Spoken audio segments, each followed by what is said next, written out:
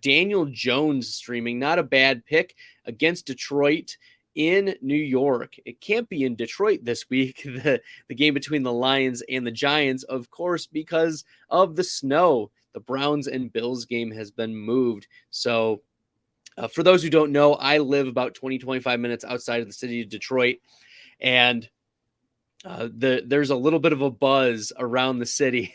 A lot of my colleagues at the school I teach at and work at, they're really excited about a non-Lions game happening at Ford Field this weekend. So Daniel Jones is in a good spot getting Detroit.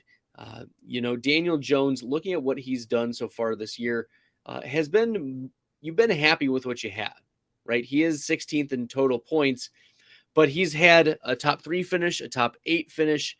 He's only finished with fewer than 12 fantasy points just once. So, I mean, even last week against Houston, 18 fantasy points, 2 total touchdowns, 24 rushing yards.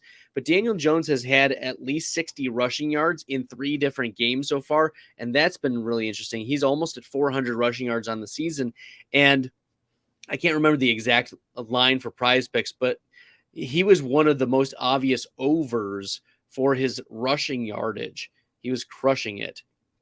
So Daniel Jones, he's thrown for under 200 passing yards in 7 of 9 games. So you're not banking on the passing, you're banking on the rushing.